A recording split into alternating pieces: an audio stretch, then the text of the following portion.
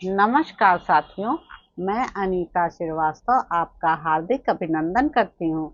श्रीमद् वाल्मीकि रामायण में आज का प्रसंग है भरत की मूर्छा से गु, शत्रुघ्न और माताओं का दुखी होना।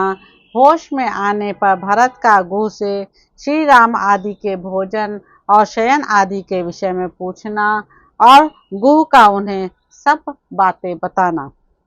गु का श्री राम के जटाधारण आदि से संबंध रखने वाला अत्यंत अप्रिय वचन सुनकर भरत चिंतामग्न हो गए।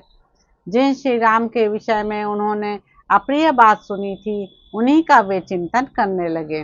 भरत सुकुमार होने के साथ ही महान बलशाली थे। उनके कंधे सिंह के समान थे, भुजाएं बड़ी बड़ी और नेत्र विकसित कमल के सदृश सुंदर थे। उनकी अवस्था तरुण थी और वे देखने में बड़े मनोरम थे। उन्होंने गु की बात सुनकर 2 घड़ी तक किसी प्रकार धैर्य धारण किया। फिर उनके मन में बड़ा दुख हुआ। वे अंकुश से विद्ध हुए हाथी के समान अत्यंत व्यथित होकर सहसा दुख से शिथिल एवं मूर्छित हो गए। भरत को मूर्छित हुआ देख गु के चेहरे का रंग उड़ गया। वह भूकंप के समय मथित हुए वृक्ष की भांति वहां व्यथित हो उठा। शत्रुघ्न भरत के पास ही बैठे थे। वे उनकी वैसी अवस्था देख उन्हें हृदय से लगाकर जोर जोर से रोने लगे और शोक से पीड़ित हो अपनी शुद्ध बुद्ध हो बैठे। तदंतर भरत की सभी माताएं वहां आ पहुंची। वे पति वियोग के दुख से दुखी, उपवास करने के कारण दुर्बल और दीन हो रही थीं। भूमि पर पड़े हुए भरत को उन्होंने चारों ओर से घेर लिया और वे सब की सब रोने लगी। कौशल्या का हृदय तो दुख से और भी कातर हो उठा। उन्होंने भरत के पास जाकर उन्हें अपनी गोद में चिपका लिया।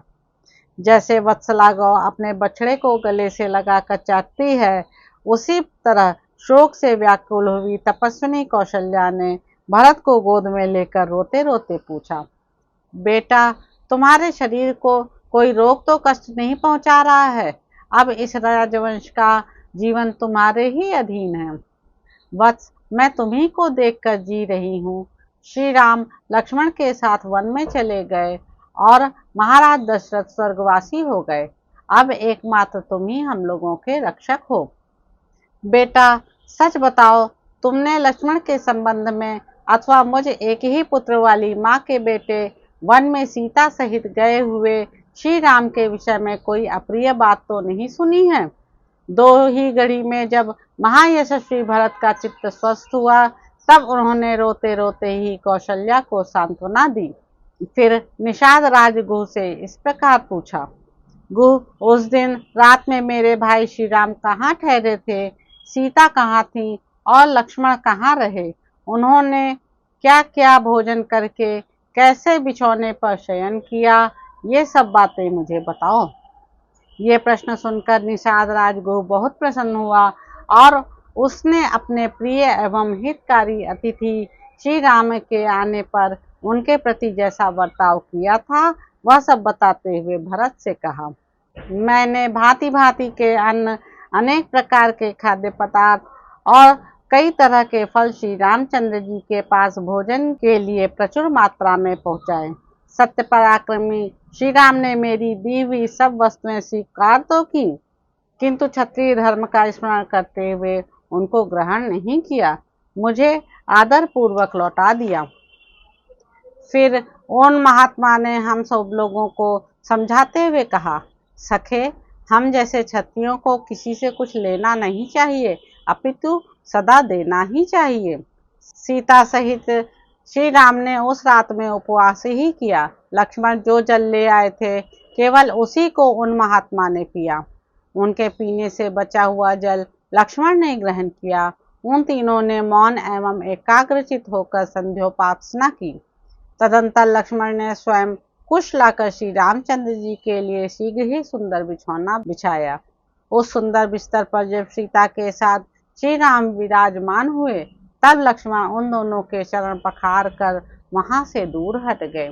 यही वह इंगुदी वृक्ष की जड़ है और यही वह तृण है जहाँ श्री राम और सीता दोनों ने रात्रि में शयन किया था।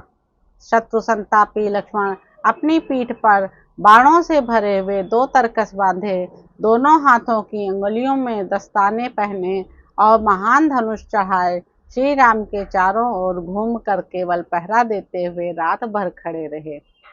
तदंतर मैं भी उत्तम बाण और धनुष लेकर वहीं आ खड़ा हुआ जहां लक्ष्मण थे। उस समय अपने बंधु बांधवों के साथ जो निद्रा और आलस का त्याग करके धनुष बाण लिए सदा सावधान रहे, मैं देवराज इंद्र के समान तेजस्वी श्री राम की रक्षा करता रहा। तो इस प्रकार साथियों, अयोध्या कांड में निहित 87वां सर्ग यहाँ पर समाप्त होता है।